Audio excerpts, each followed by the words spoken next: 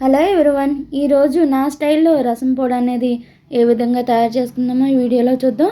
దానికోసం ముందుగా ఒక కళాయి తీసుకొని కళాయిలో ఒక 2 టేబుల్ స్పూన్ల కందిపప్పు అనేది వేసుకోవాలి. ఆ కందిపప్పు బాగా ద్వారగా వేగేంత వరకు ఉన్న తర్వాత ఇందులోనే ఒక 4 టేబుల్ స్పూన్లు ధనియాలు కూడా వేసుకొని బాగా ఫ్రై అవ్వనివ్వాలి. ఇందులోనే ఒక టేబుల్ స్పూన్ మెంతులు, అలాగే ఒక టేబుల్ స్పూన్ జీలకర్ర వేసుకొని బాగా ఫ్రై చేసుకోవాలి. ఇవి ఎక్కడ కూడా మాడకూడదండి. కొంచెం కలర్ చేంజ్ అయ్యేంత వరకు వేయించుకుంటే మనకి సరిపోతుంది. అలాగే వేగిన తర్వాత ఒక ప్లేట్లో తీసుకొని ఇదే కళాయిలో ఒక 10 ఎండుమిరపకాయలు, అలాగే ఒక గుప్పుడు కరివేపాకు కడిగి ముందుగానే ఆరబెట్టుకొని పక్కన పెట్టుకోండి. అవి కూడా వేసుకొని ఇవి క్రిస్పీగా అయ్యేంత వరకు, ఎండుమిరపకాయలు మాడకూడదు, అలాగే కరివేపాకు వచ్చేసి క్రిస్పీగా అవ్వాలి. ఆ విధంగా సిమ్లోనే ఫ్రై చేసుకోండి. అప్పుడే మనకి టేస్ట్ అనేది బాగుంటుంది. మనకి ఏమాత్రం మాడినా సరే స్మెల్ అనేది మారిపోయిద్ది, అలాగే టేస్ట్ కూడా మారిపోయిద్ది. కాబట్టి ఈ విధంగా ఫ్రై అయిన తర్వాత ఇలా ఒక మిక్సీ జార్లో తీసుకొని ఆ మిక్సీ జార్లోకి మనం వేయించి పక్కన పెట్టుకున్న పప్పు దినుసులన్నీ వేసేసుకోవాలి.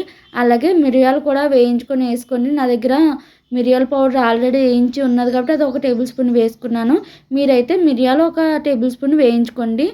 అలాగే ఇందులోనే ఒక 1/2 టేబుల్ స్పూన్ ఇంగువ, ఒక 1/2 టేబుల్ స్పూన్ పసుపు, కరివేపాకు, అలాగే ఎండుమిర్చి మనం ఆల్రెడీ ఫ్రై చేసి పెట్టుకున్నాం కదండి, అవన్నీ వేసేసుకొని ప్లెయిన్ పౌడర్ లాగా మనం మిక్సీ అనేది చేసుకోవాలి. అలాగే మిక్సీ అయిన తర్వాత లాస్ట్లో మనం ఎల్లుల్లిపాయలు కూడా వేసుకొని మరొక రౌండు తిప్పుకున్నామంటే మనకి కారం పొడి అనేది ఈ విధంగా ఇలాగ రసం పొడి అనేది రెడీ అయిపోతుంది.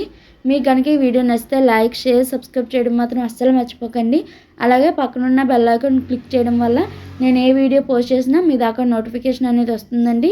ఈ విధంగా రసం పొడి అనేది రెడీ చేసుకొని పెట్టుకోవడం వల్ల మనకి ఎప్పుడైనా రసం పెట్టుకోవాలనుకుంటే ఈ విధంగా ఒక 1/2 లీటరు వాటర్కి 1 టేబుల్ స్పూన్ పొడి చొప్పున సరిపోయిద్దండి.